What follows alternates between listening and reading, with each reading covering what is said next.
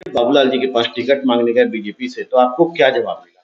देखिए, उन्होंने लंबे सुरों में कहा कि अनु बाबू ऐसा है कि आप चुनाव लड़ना चाहते हैं, आपके पास 30-40 करोड़ होनी चाहिए। नमस्कार, आप देखना शुरू कर चुके हैं नेशन 24 न्यूज़ और मैं हूं नीरज। झारखंड में विधानसभा चुनाव होना है और लगातार पूरे प्रदेश के दौरे पे हम भी हैं।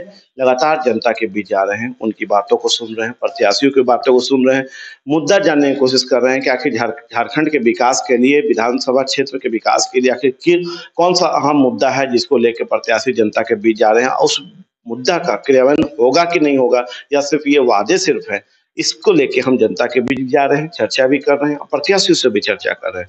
इसी क्रम में अभी हम अटल विचार मंच के प्रत्याशी अनूप कुमार जी हमारे साथ मौजूद हैं। हम इनसे जानना चाहेंगे कि आखिर अटल विचार मंच क्या है और कैसे ये पूरे झारखंड प्रदेश में काम कर रहा है, और ये जनता के बीच जब जा रहे हैं तो आखिर कौन-कौन सा मुद्दा है, कौन-कौन सी समस्याएं हैं, जिसे ये सुन भी रहे हैं, जनता को अपने मुद्दों से अवगत भी करा रहे हैं, अपने एजेंडों से अवगत भी करा रहे हैं, और कौन-कौन से कारण हैं जिस कारण से जनता इसे पसंद भी कर रही है। सबसे पहले आपके दर्शकों को मेरा नमस्कार। पहला सवाल है सर कि अटल विचार मंच क्या है और इसको लेके क्यों प्रचार प्रसार हो रहा है? देखिए, अटल विचार मंच एक सामाजिक संगठन था पहले, मगर भारतीय जनता पार्टी का कार्यकर्ताओं के प्रति द्वेष का जो भावना देखा जा रहा है, नीचा दृष्टि से देखा जा रहा है, उससे तंग आकर माननीय यशवंत सिन्हा जी ने अटल विचार मंच राजनीतिक दल का गठन हुआ और ये पहला चुनाव है कि जो अटल विचार मंच पहला बार चुनाव मैदान में है ये। तो यशवंत जी भी बीजेपी में काफी लंबे समय तक रहे, विदेश मंत्री रहे, वित्त मंत्री रहे, फिर ऐसा क्या मोह भंग हुआ या ऐसा उनके साथ क्या द्वेष हुआ जिस कारण से उन्हें अटल विचार मंच का निर्माण करना? देखिए, जब से नया परिवर्तन हुआ है भारतीय जनता पार्टी में, तो पुराने लोग अटल अडवाणी जी के साथ जो चलने वाले लोग थे, उनका सम्मान कोई नहीं कर रहे हैं। अडवाणी जी हो, चाहे मुरली मनोहर जोशी जी हो, यशवंत सिन्हा जी हो, जितने लोग थे, इनको दरकिनार करने का काम किया गया।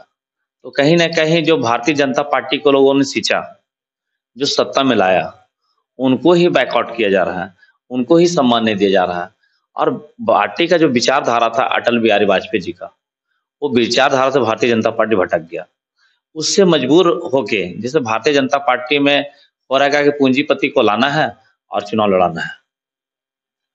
पूंजीपति को लाना है, चुनाव लड़ाना है, और जो सांसद विधायक होंगे उसी का बेटा विधायक बनेगा।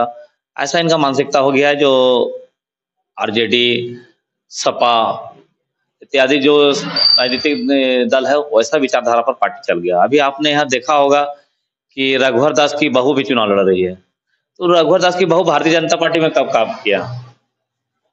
डुल्लू महतो जी चुनाव लड़ रहे हैं, माने सांसद हैं, और उनके भाई विधायक का चुनाव लड़ रहे हैं। एक पार्टी दोनों भाई को टिकट दे रहा है, कहीं न कहीं परिवारवाद आ रहा है। एक बात पूछे आपसे, आपको नहीं लग रहा कि झारखंड बीजेपी पे जेवीएम, जो पुराना जेवीएम था जो मर्ज कर गया बीजेपी में, उसने पूरी तरह से पुराने बीजेपी को हैक कर लिया? देखिए, अभी भाजपा के लोग नहीं है, भाजपा के लोग नहीं है। जो भाजपा में लोग है, अभी जितने भी प्रत्याशी आप देख रहे होंगे, लगभग में जेवीएम का है। चतरा के सांसद जो हैं जेवीएम से हैं, नवीन जायसवाल जेवीएम से हैं। तो ये सब लोग सब बाहर से आए हैं भारतीय जनता पार्टी में। कोई, हाँ, वही बता रहे हैं। तो जेवीएम के लोगों को ज्यादा तरजीह दिया जा रहा है। और हमने भी पार्टी से बाबूलाल जी के पास गया था अपना बायोडाटा लेके कि टिकट मैं लड़ना चाहता हूँ सर। तो मुझे उन्होंने कहा लंबे सुरों में कि अनूप जी, चुनाव लड़ना कार्यकर्ता का बस की बात नहीं होती है। तो के लिए क्यों सर? उन्होंने कार्यकर्ता चुनाव लड़ेगा, उतना पैसा कहाँ से आएगा कार्यकर्ता के पास? चलिए, संगठन है सर, संगठन के बलबूते हम लोग चुनाव लड़ेंगे। संगठन में हम लोगों ने भी इकट्ठा करके चंदा दिया है, समय समय पर डोनेशन दिया है। तो हमारे पार्टी में भी फंड है। तो नहीं, 30-40 करोड़ कम से कम आपके पास है तो बात कीजिए चुनाव के लिए। तो 30-40 करोड़ रहेगा तभी कोई चुनाव लड़ेगा। तो ऐसा तो गलत सोच है। और ये कहीं ना कहीं अटल जी के सपना जो था, उस सपना को इन्होंने चूर करने का काम किया।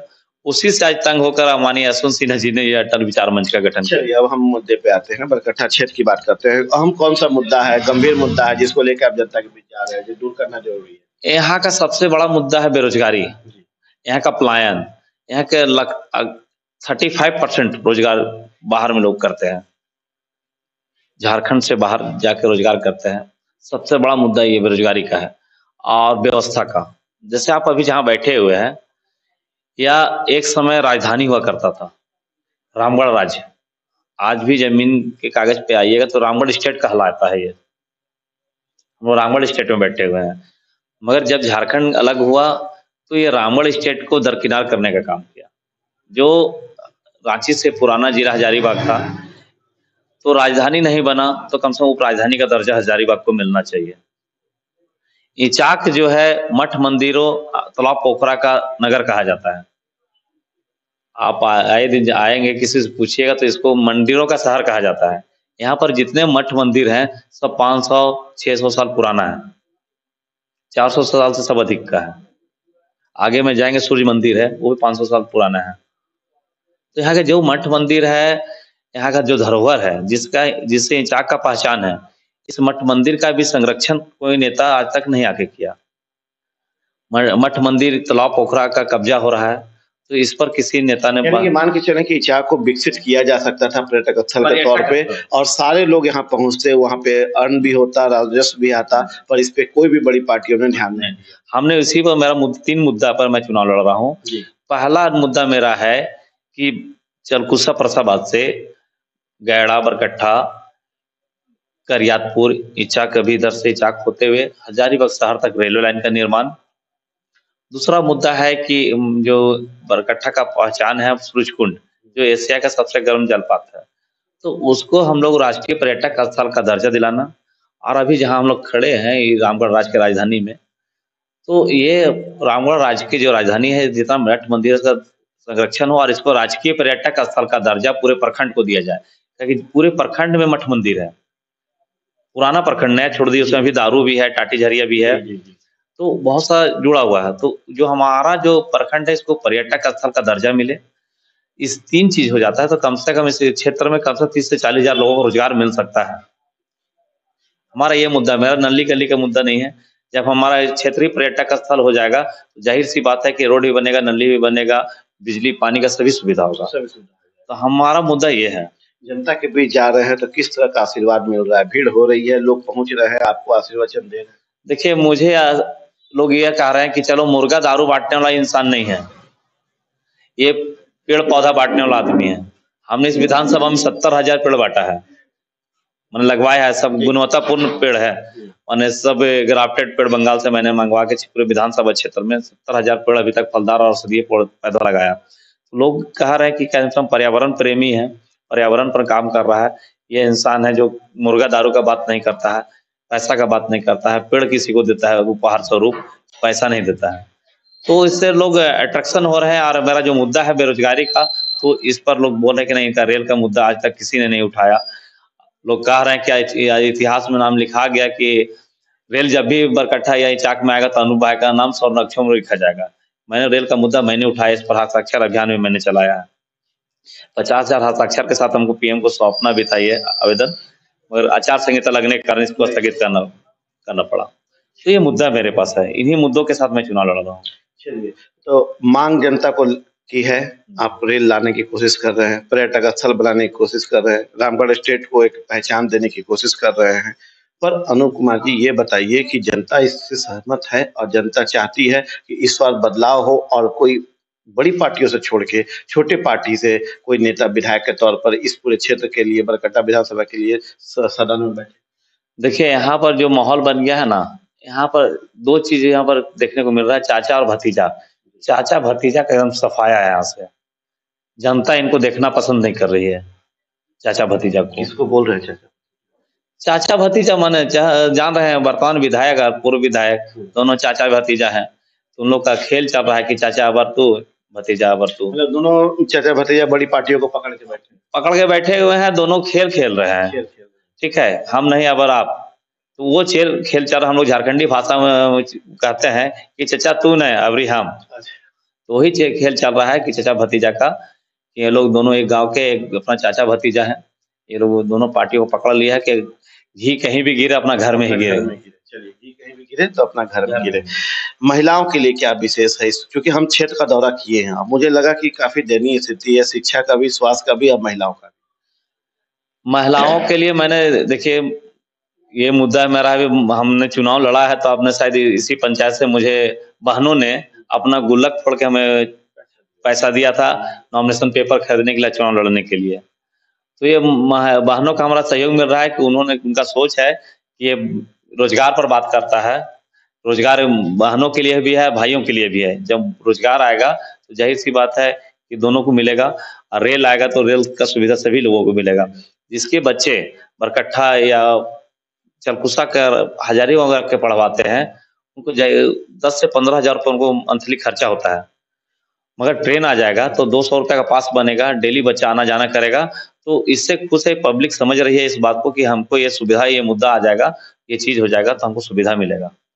तो इससे जो बहनें हैं, जो बोले हमको सुविधा बचेगा, सबको क्या सोचा कि हमारे पास आर्थिक बचत होना चाहिए, तो कहीं न कहीं आर्थिक बचत होगा, क्षेत्र में पर्यटक स्थल बनेगा, तो ज़ाहिर-सी बात है बहुत ना विकास होगा, रोजगार होगा, कुटीर उद्योग लगेगा। आप भी कहीं भी टूरिस्ट पैलेस में जाते हैं, तो आप देखते होंगे कि वहाँ का लोकल व्यंजन, लोकल जो जो बनता है, हाँ, लोकल भी किसी चीज़ का खिलौना है या किसी तरह का प्रोडक्ट है, किस लोकल स्थानीय, जैसे यहाँ का बलसाही, पूरे भारत में प्रसिद्ध है ईंटा का बलसाही। तो यहाँ का मिठास है कि वो अब पूरे दुनिया में भी जाएगा।